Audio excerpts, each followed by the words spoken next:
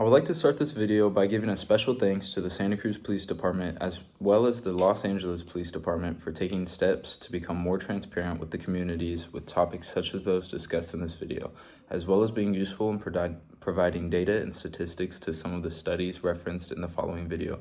Thank you. In 2011, the Santa Cruz Police Department had still been feeling the effects of the 2007 Great Recession. The Santa Cruz Police Department was struggling with their budget to effectively deploy officers, but they still had a responsibility to keep their community safe. When the Los Angeles Police Department had launched their Operation Laser in 2011, the Santa Cruz Police Department saw an opportunity to manage budget cuts while keeping the communities of Santa Cruz, California safe, hopefully even safer than before. The city of Santa Cruz, as well as the Santa Cruz Police Department, had high hopes of success with predictive policing. In Zach Friend's article, Predictive Policing, Using Technology to Reduce Crime, from 2013, Friend quotes Police Chief Kevin Vogel, stating, "Innovation is the key to modern policing, and we're proud to be leveraging technology in a way that keeps our community safer." Vogel. On June 23rd of 2020, the Santa Cruz City Council voted unanimously to ban the city's predictive policing and use of facial recognition technology. But why? Nearly 2 months into the COVID-19 pandemic came the unfortunate killing of George Floyd. Floyd's death sparked outrage throughout cities in the states, directed at the police departments. Protests took to the streets of cities such as Santa Cruz, California. The basis of these protests were scrutinizing the Santa Cruz police departments and their method of policing. What was a peaceful protest during the daylight became rioting and led to the vandalism of the Santa Cruz Police Department. But in this moment, what mattered most was how the Santa Cruz Police Department would choose to react. Before we get into the claims of this video, I think it's important that I highlight the topic and intention of the remainder of the video, which is the following.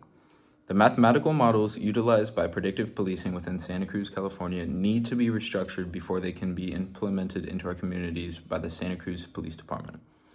Predictive policing has the potential and hopefully the intent of benefiting the communities of Santa Cruz and reducing crime. However, the issue in this topic is that current models are unable to successfully do so without raising concerns of discrimination through bias.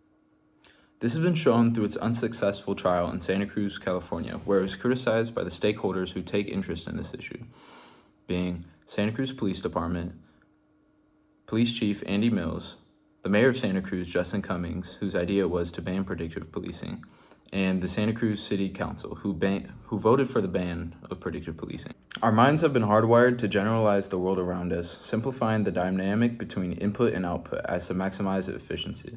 This has been an evolutionary change for a reason, because it has increased our survival, yet in a modernized society like the one that we live in today, we must hold ourselves to a higher degree of accountability than to ignore the fact that we are often burdened with the blind spot of bias and assumption. I aim to give tools to the audience that can be used to become more aware of these internal systems within our minds and communities and to make informed decisions, not blinded by such. I plan to do this by means of analyzing the benefits and faults of predictive policing, as well as the views of our stakeholders within Santa Cruz, California. Our first claim is that mathematical models used for predictive policing in Santa Cruz, California need to be restructured before the Santa Cruz Police Department can re-implement it successfully. And our second claim is that when structuring these mathematical models, the community needs to be involved in the discussion of the use of them and how exactly they will be used or created. Santa Cruz Mayor Justin Cummings and Santa Cruz Police Chief Andy Mills reflect agreement with both of these claims in their interviews with KSBW news station, as well as their actions after the protests in June of 2020. This is what we protest for and why our elected officials need to work with the community and the police officers to begin implementing change. But we can't settle for shallow symbolism of taking a knee. That's important, but we have to do more than that. There has to be policy. Some of that policy announced Wednesday. Mills says his department will no longer use chokeholds, also announcing support of the mayor's Surveillance Accountability Ordinance. It would prevent government use of facial recognition and make Santa Cruz the first in the nation to ban predictive policing. We want your input, we want your direction, we want your influence on our police agency. The purpose of the 2020 protests aimed against the police departments was for the communities to regain their voice when it comes to the discussions around police methods. Many of the concerns about discrimination would have been alleviated had the Santa Cruz Police Department communicated with the community about the implementation of predictive policing beforehand. Although Santa Cruz Police Department can't go back in time to make this fix, Cummings and Mills took the stand to do what they can do to correct these issues. Cummings and Mills were able to recognize the need for community input and therefore held a virtual town hall meeting. Our next two claims are as follows. It is necessary that the Santa Cruz Police Department recognizes potential racial discrimination amongst its officers, and that predictive policing and its components contain racial bias, which can negatively impact persons of color within the communities of Santa Cruz, California. Recognizing the possibility of racially discriminative acts or behaviors by police officers of the Santa Cruz Police Department can help the department understand how the nature of predictive policing could be enabling the enforcement of racial stereotypes by officers. This can be useful when it comes to the community of Santa Cruz, California, and the Santa Cruz Police Department having an open conversation about these models' uses and how we can best shape them to our advantage. This comes hand in hand with the topic of racial bias within predictive policing itself. These are the concerns of the community that should be addressed by the city. In the article, Predictive Policing is Still Racist, Whatever Data It Uses, from 2021, by Will Douglas Heaven, Heaven quotes Rashida Richardson, a lawyer and researcher who studies algorithmic bias, saying, "It is concerning that even when government investigations and reports find significant issues with these technologies, it is not enough for politicians and police officials to say it shouldn't be used." Richardson's concerns stem from politicians and police officials turning a blind eye to faulty systems as such, or in cases even denying the issue at all. In the article, Transforming Predictive Policing from Edgeland's Institute in 2021, the article adds that the only peer-reviewed study of laser, which is the predictive policing models used by the Los Angeles Police Department, was conducted by someone from the company that designed it.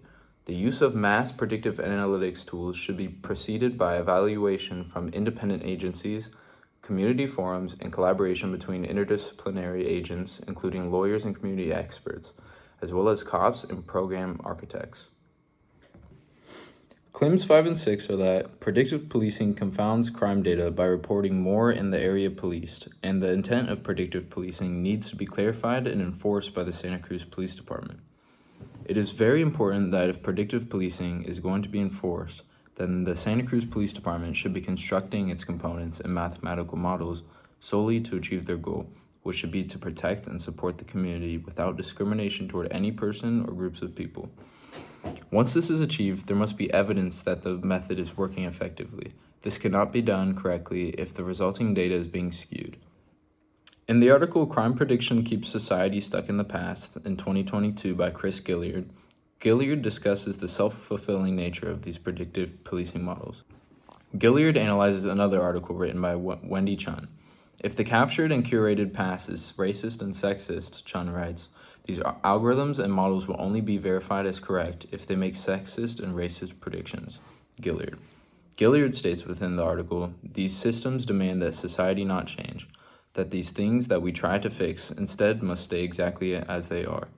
The article highlights that if these mathematical models are gathering crime data from the past, and the past contained racial discrimination, then the occurrence of racial discrimination paired with predictive policing only enables the use of the model, with data conveying that the strategy is effective. Our final claims are centered around the use of facial recognition.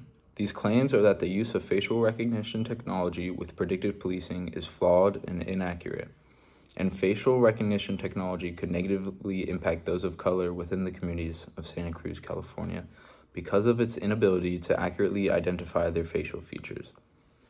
The methods of predictive policing used by the police departments, such as Santa Cruz Police Department, works with facial recognition technology to build cases. Rachel Fergus from the human rights organization ACLU wrote an article, Bias Technology, the Automated Discrimination of Facial Recognition, in 2024.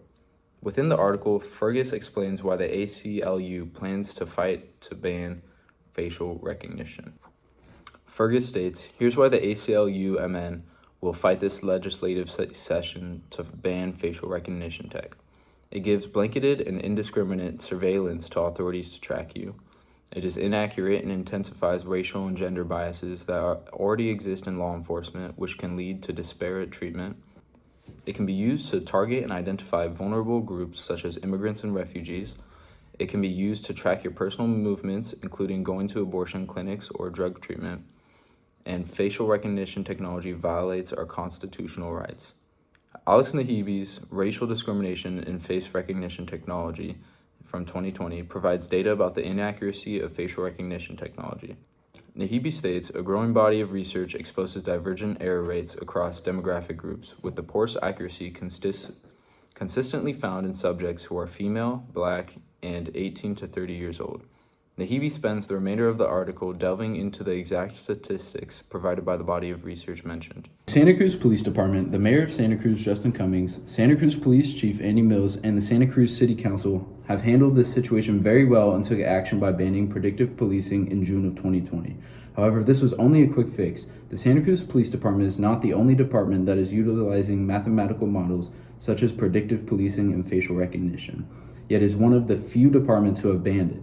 There needs to be an effort made to further investigate the mathematical models used within these policing strategies, and investigations need to be made about the outcomes that result from them. And as stated before, it is necessary that these studies are conducted by outside agencies. If we cannot verify the effects that predictive policing has on the rate of discriminatory encounters between police and suspects, then it is irresponsible to allow our police departments to utilize such models. Our police departments should always strive to evolve to better protect and serve the community without discrimination.